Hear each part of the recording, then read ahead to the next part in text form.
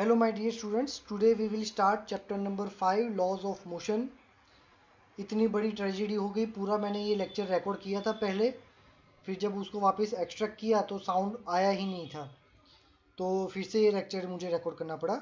Don't worry. अब ये जो चैप्टर है उसमें हमारा सारा बेसिकली देखने जाओ तो थियोरी पोर्शन ही है, as you can see in the textbook. तो मैंने सोचा कि टेक्स्ट बुक को ही पीपीटी में कॉपी करके उसको पढ़ते हैं word to word, line to line, so हमें आइडिया हो। चलो, इंट्रोडक्शन। तो in the preceding chapter our concern was to describe the motion of particle in space quantitatively. We saw that uniform motion needs the concept of velocity. हमने क्या देखा था कि भाई यूनिफॉर्म मोशन होता है ना, उसके लिए हमें वेलोसिटी का कंसेप्ट चाहिए। वैसे नॉन यूनिफॉर्म मोशन के लिए we required the concept of acceleration. देखा, तो अलग अलग टाइप के मोशन के लिए हमें अलग अलग कंसेप्ट चाहिए, बट हमने ये नहीं देखा था, we have not asked the question as to what governs the motion of bodies. ये सभी को मोशन कौन कराता है, इसके बारे में तो हमें सोचा ही नहीं। तो मोशन के लिए हमें क्या चाहिए। In this chapter we turn to this basic question. Chapter number 3 और चैप्टर नंबर 4 हमने जब पढ़ा उसमें हमने बस यही देखा कि ऑब्जेक्ट मोशन कर रहा है, ऑब्जेक्ट मोशन कर रहा है, ऑब्जेक्ट मोशन कर रहा है, पर वो क्यों कर रहा है, उसको मोशन कौन करा रहा है, उसके बारे में हमने नहीं सोचा था। To move a football at rest some must kick it. ये कुछ एग्जांपल्स दी हैं। To throw a stone upwards one has to give it an upward push. A breeze causes the branches of a tree to swing. A strong wind can even move heavy objects. A boat moves in a flowing river without anyone rowing it. तो इतने सारे examples हमने देखे, तो इससे clearly हमें ये समझ में आता है कि कोई एक्सटर्नल एजेंसी है जो बाहर से फोर्स अप्लाई कर रहा है, तो ही ये जितने भी ऑब्जेक्ट्स है वो रेस्ट पोजीशन में थे और अब वो मोशन कर रहे हैं, है ना। तो ये एक्सटर्नल एजेंसी कौन सी थी। फॉर एग्जाम्पल कि भाई पहला था कि भाई फुटबॉल जो रेस्ट पोजीशन में था उसको कीक लगानी पड़ी, तो कीक किसने लगाई, हमने लगाई, तो हम हो गए एक्सटर्नल एजेंसी जो फोर्स प्रोवाइड कर रहे हैं। To throw a stone upward one has to give it an upward push. Stone को ऊपर थ्रो करने के लिए हमें पुश करना पड़ता है अपवर्ड, तो ये ऊपर फोर्स कौन लगा रहा है, हम लगा रहे हैं, सो हम एक्सटर्नल एजेंसीज हो गई। तो इससे हमें पता चला कि किसी भी ऑब्जेक्ट को वेलोसिटी देने के लिए हमें फोर्स अप्लाई करना पड़ेगा, ठीक है। तो वेलोसिटी इंक्रीज हो गई। फुटबॉल की इनिशियल वेलोसिटी क्या थी, 0, फिर किक लगाई तो वेलोसिटी इंक्रीज हो गई। मतलब वेलोसिटी इंक्रीज करने के लिए, मोशन में लाने के लिए फोर्स चाहिए ही चाहिए। तो सेम ऐसे किसी कोई ऑब्जेक्ट जो मोशन में है उसको स्टेडी करना हो तो भी फोर्स चाहिए। Likewise, an external force is needed also to retard or stop the motion. So always remember, velocity increase करनी हो या velocity decrease करनी हो, we need a force, ठीक है। जैसे कि यहाँ पे दिया, you can stop a ball rolling down an inclined plane. inclined plane मतलब जो ढलान होती है ना वो, by applying a force against the direction of its motion. कोई बॉल ऐसे इंक्लाइंड प्लेन से रोल होता हुआ नीचे आ रहा है और उसको रोकना हो तो भी हमें फोर्स लगाना पड़ता है, बट ये फोर्स मोशन के ऑपोजिट डायरेक्शन में होता है, ठीक है। तो ऑलवेज रिमेंबर कि वेलोसिटी इंक्रीज करनी हो या डिक्रीज करनी हो हमें फोर्स देना ही पड़ेगा, ठीक है। फोर्स कब नहीं लगता ये भी याद रख लो, जब ऑब्जेक्ट स्टेशनरी पोजीशन में होता है तो भी फोर्स नहीं लगता, और जब ऑब्जेक्ट कांस्टेंट वेलोसिटी से मोशन करता है ना तो भी फोर्स नहीं लगता। फोर्स दो ही चीज में लगता है, मैं रिवाइज करता हूं, बहुत इंपॉर्टेंट है।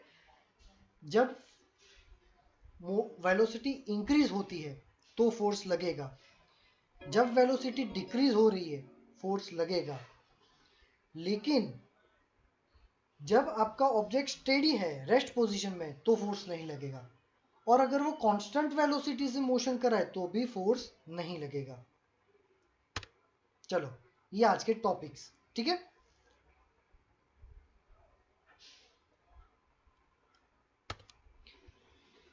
तो in this examples the external agency of force कौन सी थी? Hand, wind, stream etcetera is contact with the object. भाई फुटबॉल को किक लगानी है तो कांटेक्ट तो करना ही पड़ेगा, स्टोन को ऊपर फेंकना है तो कांटेक्ट तो करना ही पड़ेगा। This is not always necessary. तो ये जरूरी नहीं कि हर बार कांटेक्ट देना ही पड़ेगा। कुछ फोर्स ऐसे हैं जो बिना कांटेक्ट के भी काम करते हैं, जैसे कि भी टेरेस पर से स्टोन को रिलीज कर दो, a stone released from the top of a building which accelerates downward due to the gravitational pull of the earth। तो भाई उसको छोड़ दो, तो टेरेस पे से स्टोन को छोड़ दोगे तो स्टोन की वेलोसिटी इंक्रीज होगी, जैसे जैसे वो नीचे गिरेगा उसकी वेलोसिटी इंक्रीज होगी। मैंने आपको बताया कि भी वेलोसिटी इंक्रीज हो रही है तो फोर्स लग रहा है। कौन लगा रहा है ये फोर्स? ग्रेविटेशनल फोर्स, और वो भी विदाउट कॉन्टैक्ट। मैग्नेट के पास नीडल रख दो तो भी उसको अट्रैक्ट करेगा विदाउट कॉन्टैक्ट, है ना।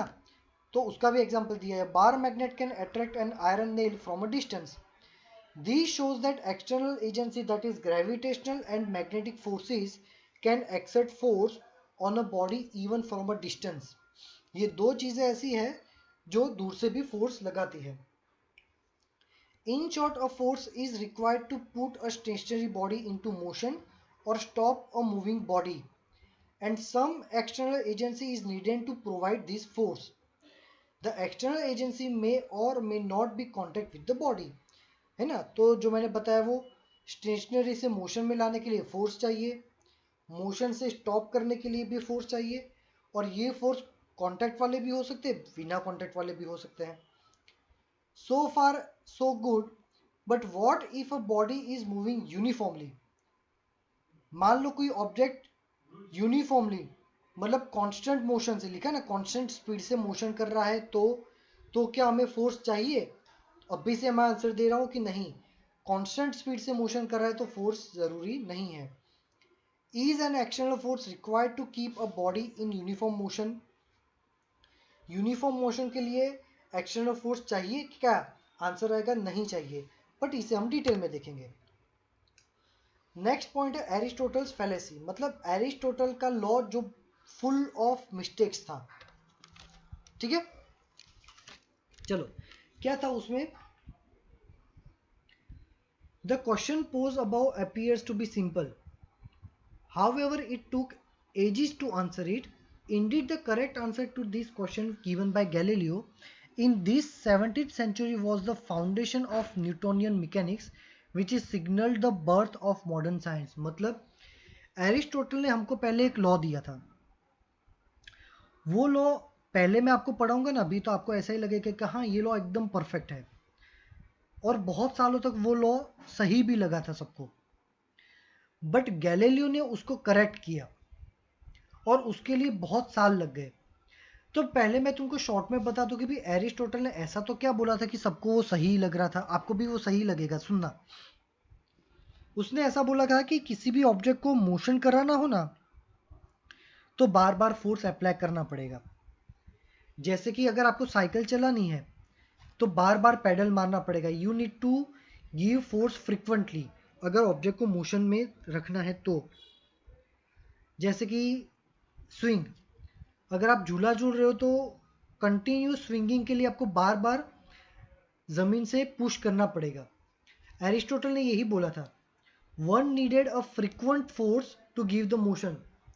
तो सबको ये बात सही लग रही थी, बट ये लॉ गलत है।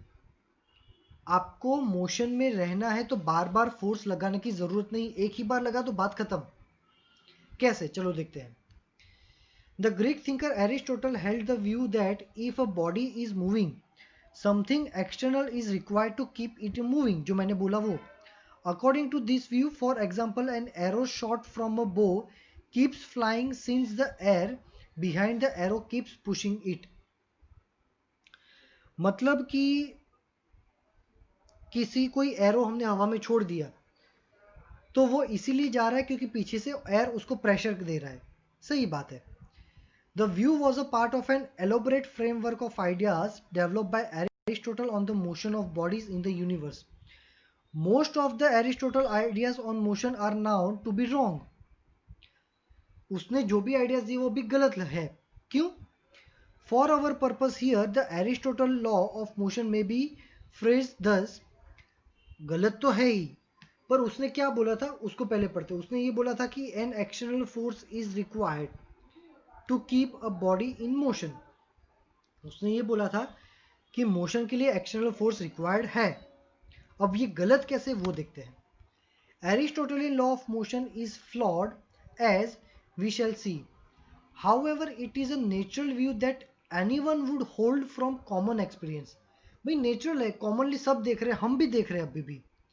एक एग्जांपल दिया है, even a small child playing with a simple non electric toy car on a floor knowns intuitively that it needs a constantly drag the string attached to the toy car with some force to keep it going. खिलौना है जिसमें रस्सी बांधी हुई है, और तो बच्चे को भी पता है कि भाई मुझे इसको मोशन देना है तो खींचना ही पड़ेगा बार बार। एरिस्टोटल ने यही बोला था, if it releases the string, मान लो बच्चा स्ट्रिंग छोड़ देता है तो खिलौना तो रेस्ट पोजीशन पे आ जाएगा। This experience is common to most terrestrial motion. External force seems to be needed to keep bodies in motion. तो एरिस्टोटल ने ये बोला था कि एक्सटर्नल फोर्स तो चाहिए ही चाहिए अगर हमें मोशन देना है तो। चलो, what is the flow in Aristotle's argument. तो इसमें भाई गलत क्या है? सो इसमें गलत ये है, वो भी मैं आपको बता दूं।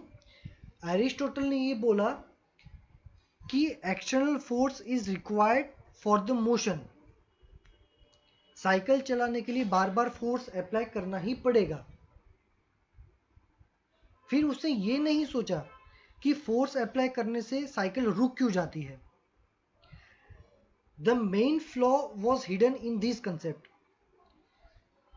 सिर्फ ये देखना जरूरी नहीं है कि एक्सटर्नल फोर्स से ऑब्जेक्ट चल रहा है, वो रुक क्यों रहा है वो भी देखना पड़ेगा। गैलीलियो ने ये देखा। सो साइकिल इसीलिए रुकती है क्योंकि फ्रिक्शन लग रहा है। तो गैलीलियो ने ये देखा कि हमें ये बोला कि हमें पहले वो फ्रिक्शन के बारे में सोचना पड़ेगा। फ्रिक्शन को सोचो और फिर हमें वो फ्रिक्शन को नेग्लेक्ट करना पड़ेगा। मान लो कि आप रोड पे साइकिल चला रहे हो और फ्रिक्शन को नेग्लेक्ट कर दो। मान लो कि फ्रिक्शन है ही नहीं, एक बार पेडल मार दो साइकिल कंटिन्यूसली चलेगी। So actual rule is this, if you want to make motion of your object you need to apply force only once. बार बार फोर्स लगाने की जरूरत नहीं है, ये एक्चुअल फिजिक्स का रूल है। बट इसके लिए हमें ग्रेविटी को फ्रिक्शन को नेग्लेक्ट करना पड़ेगा। चलो डिटेल में देखते हैं। The answer is a moving toy car comes to rest because an external force of friction on the car by the floor opposes its motion. To counter this force, the child has to apply an external force on the car in the direction of motion. Friction लग रहा है इसीलिए बच्चा बार बार opposite direction में force लगा रहा है। जब तुम्हारी कार यूनिफॉर्म मोशन में हो जाएगी, यूनिफॉर्म मोशन मतलब कांस्टेंट वेलोसिटी, कांस्टेंट वेलोसिटी मतलब no force, there is no net external force acting on it. कैसे? तो जो फोर्स बच्चा लगा रहा है और जो फोर्स फ्रिक्शन लगा रहा है दोनों इक्वल एंड ऑपोजिट हो जाएंगे, तब टोटल फोर्स जीरो हो जाएगा और तब हमारे ऑब्जेक्ट का मतलब कार का वेलोसिटी कांस्टेंट हो जाएगा। The corollary is that if there were no friction the child would not require to apply any force to keep the toy car in uniform motion. ये एक्चुअल रूल है कि friction नहीं होता तो बार बार force लगाने की जरूरत भी नहीं थी। The opposing forces such as friction, solid में फ्रिक्शन होता है और लिक्विड में होता है viscous force, are always present in the natural world.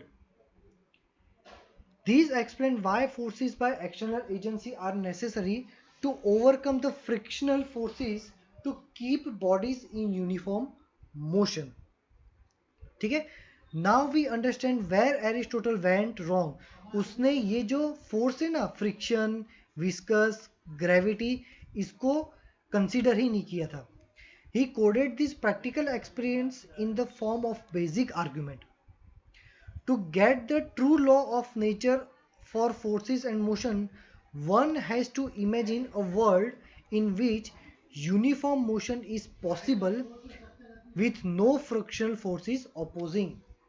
और यही गैलीलियो ने किया। गैलीलियो ने क्या किया कि नो फ्रिक्शनल फोर्स, उसने फ्रिक्शन फोर्स को नेग्लेक्ट किया और फिर सारे रूल बनाए। अब हम उसको पढ़ेंगे। So now law of inertia, the second part of this theory। चलो कैसे गैलीलियो को पता चला कि भाई ये फ्रिक्शन होता है और उसको रोकना पड़ेगा। Galileo studied motion of objects on an inclined plane. Object one moving down an inclined plane accelerate. उसने क्या देखा कि भाई ये इसको बोलते हैं इंक्लाइंड प्लेन। उसमें से जब ऑब्जेक्ट को रिलीज करते हैं तो उसकी स्पीड इंक्रीज होती है। फिर स्टेप नंबर 2, वही ऑब्जेक्ट जब ऊपर जाता है तो उसकी स्पीड डिक्रीज होती है, मूविंग अप रिटार्डेड। और third, motion on a horizontal plane is an intermediate situation. सब यही देखते हैं कि भाई नीचे आया तो स्पीड इंक्रीज हुई, ऊपर गया तो स्पीड डिक्रीज हुई, पर ये बीच वाला जो पोर्शन था जिसको एनलार्ज करके उसने सोचा ये पोर्शन इंपॉर्टेंट है। चलो, Galileo conclude that an object moving on a frictionless horizontal plane must neither have acceleration nor retardation, that is it should move with constant velocity। उसने ये सोचा कि ऐसी कोई फ्लैट सरफेस कि जिसमें फ्रिक्शन ही ना हो तो वो सेम वेलोसिटी से दूर तक जाते ही जाएगा, ना एक्सेलरेशन होगा ना रिटार्डेशन होगा। Another experiment by Galileo leading to the some conclusion involves a double inclined plane। ये रहा, इसको डबल इंक्लाइंड प्लेन बोलते हैं। ऐसा, a ball released from the rest on one of the planes rolls down and climbs up to another। देखो यहां से ball नीचे आएगा, स्पीड इंक्रीज होगी, ऊपर जाएगा स्पीड डिक्रीज होगी। If the planes are smooth, उसने क्या किया, एक प्लेन ऐसा बनाया छोटा सा कि जिसमें कोई फ्रिक्शन है ही नहीं, जीरो फ्रिक्शन। और फिर उसने क्या देखा कि जितनी हाइट से मैंने यहाँ पे उसको रिलीज किया है, दूसरी साइड में उतनी हाइट वो गेन करता ही करता है। ठीक है, हाँ, ये कब होगा, जब फ्रिक्शन नहीं होगा तब। फिर उसने स्टेप नंबर 2 क्या किया कि ये जो हाइट है ना उसको थोड़ा स्लोप दे दिया। अब अकॉर्डिंग टू रूल उसने क्या बोला कि अगर फ्रिक्शनलेस सरफेस है ना तो जितनी हाइट से ऊपर से मैंने छोड़ा है उतनी हाइट तो वो गेन करेगा ही करेगा। तो इसकी कंपैरिजन में ये वाला पॉइंट देखो, सेम हाइट गेन करने के लिए उसको ज्यादा डिस्टेंस कवर करना पड़ा, है ना, सिंपल सी चीज है। फिर उसने क्या किया कि हाइट और थोड़ी नीचे ले ली, जो यहाँ पे शो नहीं किया है, और हाइट नीचे कर दी ये, तो उसने देखा कि सेम हाइट गेन करने के लिए और डिस्टेंस कवर करना पड़ा। नाउ व्हाट ही थॉट, उसने ये सोचा कि मान लो ये सरफेस को मैं फ्लैट कर दूं, तो उसने फ्लैट कर दिया, तो अब ऑब्जेक्ट सीधा सीधा जा रहा है। अब वो कब रुकेगा, जब सामने उसको सेम ऐसी हाइट मिलेगी तो, पर ऐसी हाइट उसको मिल ही नहीं रही है, तो ऑब्जेक्ट कॉन्स्टेंटली मूव करता ही जाएगा। तो यहां से प्रूफ हुआ कि फ्रिक्शनलेस सरफेस होगी तो उसमें एक बार ही मोशन देने की जरूरत है, आगे मोशन देने की जरूरत नहीं है। चलो यहां पे लिखा है, if the planes are smooth the final height of the ball is nearly same as the initial height, same इसके जैसा, a little less but never greater. Less भी क्यों होगा, अगर थोड़ा फ्रिक्शन है तो। In the ideal situation when the friction is absent the final height of the ball is the exactly same as the initial height. If the slope of the second plane is decrease, मैंने ये slope decrease कर दिया, and the experiment repeated, the ball will still reach the same height, but in doing so it will travel a longer distance. Height तो gain करेगा but थोड़ा ज़्यादा distance cover करना पड़ेगा। In the limiting case when the slope of the second plane is zero, मैंने zero कर दिया, the ball travels to the infinite distance, infinite distance तक ट्रैवल करेगा। क्यों? ये हाइट की दूसरी हाइट के सर्च में। In other word its motion never increases, मतलब डिक्रीज भी नहीं होगा, इंक्रीज भी नहीं होगा। This is of course an idealize situation. ठीक है, ये सारे फिगर के बारे में यहां पे दिया हुआ है। In practice the ball does come to a stop after moving a finite distance on the horizontal plane because the opposing force of friction, which can never be totally eliminated. However, if there were no friction, the ball would continue to move with a constant velocity on the horizontal plane. Galileo thus arrived at a new insight on the motion that had eluded Aristotle and those who followed him. तो मतलब Galileo ने ये friction को neglect करके जितने भी Aristotle के thoughts या उसके फॉलोअर्स थे उनको गलत प्रूव कर दिया। उसने क्या बोला? The state of rest and the state of uniform linear motion means constant velocity are equivalent. This is the most IMP. मैंने आपको बोला वो कि ऑब्जेक्ट स्टेडी है, रेस्ट पोजीशन में है और कांस्टेंट वेलोसिटी से मोशन कर रहा है, ये दोनों सेम चीजें ही है। क्यों? दोनों में फोर्स नहीं लग रहा। In both the case there is no net force acting on the body. If it is incorrect to assume that the net force is needed to keep a body in uniform motion. To maintain a body in uniform motion we need to apply external force to encounter the frictional force. हम बार बार force क्यों दे रहे हैं? क्योंकि ये हमें frictional को कवर करना है, इसीलिए। So that two forces sum up to zero and sum up to zero net external force. तो कांस्टेंट फोर्स, कांस्टेंट मोशन के लिए हम बार बार फोर्स इसीलिए दे रहे हैं क्योंकि हमें फ्रिक्शन को कैंसिल करना है। फ्रिक्शन को कैंसिल करना है मतलब टोटल फोर्स हमारा जीरो हो गया। To summarize, if the net external force is zero, a body at rest continues to remain at rest and body in motion continues to move with a uniform velocity. तो यहाँ पे हमें ये पता चला कि अगर हमारा एक्सटर्नल फोर्स जीरो है तो जो बॉडी रेस्ट पोजीशन में है वो रेस्ट ही रहेगा और जो मोशन में है वो कंटिन्यूस मोशन करता ही जाएगा। ठीक है, चलो। This property of body is called inertia. Inertia means resist to change. Her body में inertia नाम की एक प्रॉपर्टी होती है और inertia क्या होता है? Change to resist. जैसे कि मान लो एक स्टोन है, स्टोन अभी उसकी पोजीशन क्या है? स्टोन की रेस्ट पोजीशन। तो वो स्टोन की inertia की वजह से उसको रेस्ट पोजीशन में ही रहना है। ठीक है, तो इनर्शिया मीन्स व्हाट? उसको उसी पोजीशन में रहना है, वो इनर्शिया हो गया। A body does not change its state of rest और uniform motion unless the external force compels it to change the state. Detail में जो इनर्शिया वो नेक्स्ट लेक्चर में देखेंगे। ठीक है, और वो जो हो जाएगा हमारा Newton's first law of motion. ठीक है, देखो इनर्शिया बेसिकली क्या है? इनर्शिया डिपेंड करता है मास पे। जिसका मास ज्यादा उसका इनर्शिया भी ज्यादा। एक एग्जांपल दे देता हूं। एक प्लास्टिक का चेयर है, ठीक है, प्लास्टिक का चेयर है तो उसका मास कम होगा, उसका मास कम है तो उसका इनर्शिया भी कम होगा। इनर्शिया क्या है? Resist to change a position. अब वो खाली चेयर को अगर मेरे को खींचना है तो फटाक से मैं खींच सकता हूँ, उसकी पोजीशन चेंज हो गई। क्यों? क्योंकि उसका इनर्शिया कम था।